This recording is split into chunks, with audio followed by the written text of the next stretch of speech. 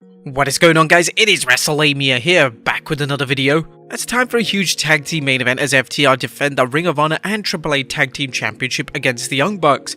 Join us as we look at this week's edition of Dynamite, as well as the wildest news stories and rumors you need to know. A former WWE star causes a death, the real reason WWE fired Nash Carter, Randy Orton wants an AEW star back, and much more. Be sure to subscribe and hit that notification bell for daily wrestling videos, and follow us on Facebook for exclusive lists.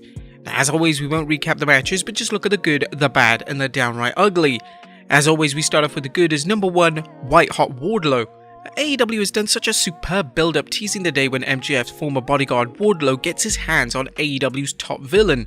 Wardlow is so over right now that all he has to do to pop a crowd is just try and fight his way through security. The big man's monster look and aura could lead him to a solid main event run in AEW if Tony Khan books him right. But for now, we just can't wait for the days when Wardlow finally wraps his hands around MJF's throat. Number 2, Christian Cage hasn't lost a step. Last night's exciting match between Adam Cole and Christian Cage was an instant classic. While Captain Charisma came up short, which obviously makes sense, it's obvious he hasn't lost a step. Christian Cage is 48 years old and a member of wrestling's Neck Trauma for Men's Club, but he can still rock it in the ring. Apparently, he wasn't just talking when he said he came to AEW to outwork everyone. Number 3, a compelling character. AEW's addition of Sanjay Dutt to the Jay Lethal vs Samoa Joe program looks like it could be a smart move by AEW, as Dutt makes a compelling on-air character. Sanjay Dutt is a capable wrestler, but as we've said before, nearly everyone in AEW can work good matches. However, not everyone has charisma or the ability to annoy the fans like Dutt, and the Lethal Dutt combo looks like they're going to make things interesting for Samoa Joe's quest for the Owen Cup. Number 4, everybody loves Eddie Kingston. How can you hate this guy? This man is one of AEW's best talkers and a solid brawler who epitomizes toughness. Now, there's no denying the dad bod. Hey, I got one too. But it's not all bad, as it reminds us of old school wrestlers like the Crusher and Dusty Rhodes, who could dispense one hell of an ass whooping when going 60 minutes. Kingston's feud with Jericho could be the push he's waiting for his entire career. Likewise, Ortiz and Santana are finally getting some time on the mic rather than standing on the sidelines as members of the Inner Circle, a reminder how good the team was when they competed as LAX. Number 5, Joe just doing the shmoney dance. Well, fans familiar with rapper Bobby Shmurda's shmoney dance probably took notice when Joe made his entrance for the Owen Hart Cup qualifier match between the Samoan Submission Machine and Platinum Max Caster. Now, it's obvious that Joe is enjoying his time in AEW and that AEW is using him well. Joe should definitely win the tournament and use the win to propel him into some championship bouts. What would you guys prefer? Joe wrestling in a ring and doing what he should be doing, or him looking like a giant condom at Wrestlemania? You tell me. Speaking of Max Caster though, AEW's resident rapper had some hilarious raps last night as he mocked Joe as injury prone and noted he was champion when AEW their asses. Caster continues to lose, but the fans are the winners as the Acclaimed keeps getting more popular despite an uneven win-loss record. Number 6, Jade Cargill crushes it. Jade Cargill may be the AEW Women's Division's total package as she continues improving in the ring and on the stick. The TBS Champion's promos are entertaining with the right amount of arrogance and bombast you'd expect from a heel. Manager Mark Sterling helps too as he feeds Cargill great lines and she knows how to run with them. As after Sterling talked to Marina Shafir as a badass, she countered saying she calls herself the problem. Thankfully, I'm the problem solver. Great line. And number 7, a mega main event. FTR vs the Bucks was simply incredible as both teams showed why they may be the 2 best tag teams in the industry right now. The main event succeeded on several levels, with the first being it seemed like a true main event, a must-see match that AEW promoted and built as a happening. Far too often, Dynamite had uneven main events, something which may explain why the promotion has been unable to grow its audience past 1 million viewers on a regular basis. Second, FTR and the Bucks wrestled as if they were on pay-per-view. Their incredible match wasn't as good as their clash at Full Gear, but it was still one for the ages.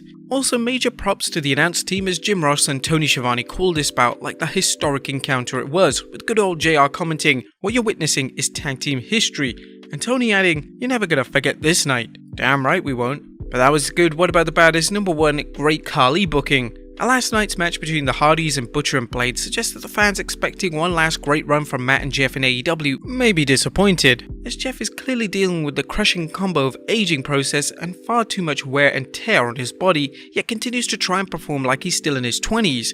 As painful as that is to watch, last night's tables match was booked terribly as both Jeff and the Butcher were put through tables yet continued wrestling. While it's believable to see a heel continue wrestling after an elimination, Jeff appeared to win the match for Matt when he delivered a swanton off the ladder, putting the blade through a table. And this makes no sense as far as the rules go, and worse, it made no sense for Jeff to be taking such a sick bump when he's reportedly modified his swantons to compensate for his bad back.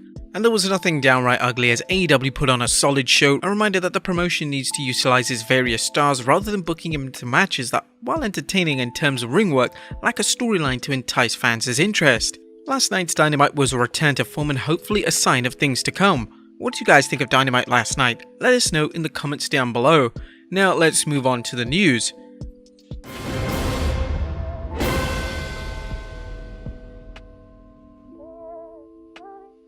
Now, first story looks at a former WWE star causing a death.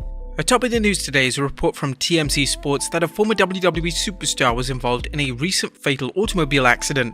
This incident could spell more trouble for WWE Hall of Famer Sunny, as TMZ Sports is reporting that the troubled former wrestling star is being investigated for her potential role in a fatal crash that took place on 25th March 2022. According to the documents obtained by TMZ, Sitch was driving a 2012 Mercedes when she crashed into the rear of a 2013 Kia Sorento that had been stopped at a stoplight. Police in the dock say that the front of the Kia then crashed into the rear of a 2011 GMC Yukon that had also been stopped at the stoplight. Cops say two witnesses said Lynch had been driving at a high rate of speed before hitting the Kia. A 75-year-old man was injured in the vehicle and died at the hospital. A blood sample was taken from Sitch, but police are still awaiting the results. The Ormond Beach Department released this statement to TMZ saying, "The OBPD has requested an expedited timeframe on the processing of these samples, and the results will be made available as soon as the department receives them. As Sitch could face criminal charges, and if so, they would be the latest in a long line of DUI-related charges. However, the situation could lead to Sitch going behind bars for an extended period of time if she were to be charged and convicted of a type of vehicular homicide offense. Sitch has battled addiction issues for some time now and has been arrested multiple times for driving under the influence." Next up, the real reason why WWE fired Nash Carter. A troubling news for NXT star Nash Carter, who alongside with Wesley captured the NXT Tag Team Championship at NXT Stand and Deliver during WrestleMania weekend, has been released from the WWE, apparently after his estranged wife Kimberly posted a picture of Carter impersonating Adolf Hitler and accusing Carter of abusing her. Brian Alvarez discussed the situation during a recent Wrestling Observer Radio, saying, "Came out today that Nash Carter, who is one half of the NXT Tag Team Champions, has been fired, and obviously there were a lot of allegations of abuse, and there was a picture that surfaced of interest as Hitler, and I think that the most amazing thing about it to me is that there were rumblings about this well over a week ago, to the point where he did a job on NXT last week.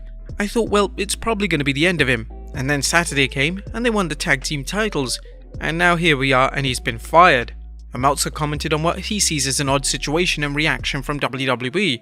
"This is a really weird situation because he was fired for the Hitler picture. The other allegations are not for what he was fired for.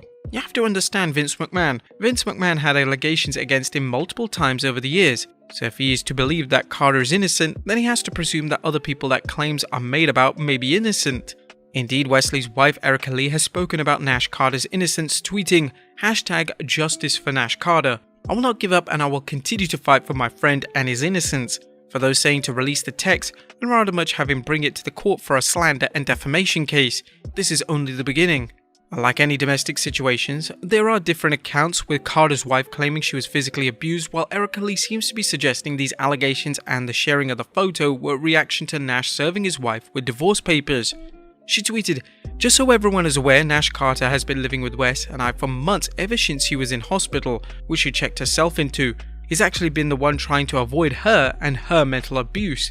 They haven't been together, he went to one therapy session. I will continue following this developing story." Next up, Randy Orton wants an AEW star back. How does future WWE Hall of Famer Randy Orton see his legacy in the WWE? Well, the 14-time world champion spoke with Ryan Satin on his Out of Character podcast, noting, "I want my legacy to be that I made sure that guys like Edge and Seth Rollins and AJ Styles and God, I miss Daniel Bryan. I wish he was still here. But these guys that are coming up like Priest, Theory and the Street Profits, Riddle, these guys that have all the potential in the world. In some cases, like the first guys I listed, Roman Reigns as well, these guys can work and they know the art of this business. I want my legacy to be that I was able to, with these gentlemen, take this business to the next generation and make sure that the new wave of talent knows how to do it the right way, staying true to the art of what is, and making sure that number one priority is taking care of your opponent's health that you're in the ring with. That needs to be number one in every case. I think if that's my legacy, I'm happy with that. Randy Orton's legacy seems assured. He's fulfilled his potential after some career missteps and is now seen as a respected leader backstage. And finally, Corey Graves preparing for a Survivor Series match. And last but not least, you've no doubt heard of reports of Corey Graves being cleared for a ring return. Corey hinted at a match for Survivor Series during a recent conversation with Wrestling Inc.'s Nick Hausman. Not to my knowledge was it ever discussed with any sense of legitimacy, but you've got to remember, there's only one night a year Raw and SmackDown competes in head-to-head competition, Survivor Series. I hope I'm gonna start politicking now. I think McAfee and Graves at Survivor Series, I think we have to pass the bar that was set by Cole and Lawler at Wrestlemania. Jeez, that's a really low bar. Would you guys like to see Corey Graves return to the ring? Let us know in the comments down below, and I'll see you next time with some more wrestling content.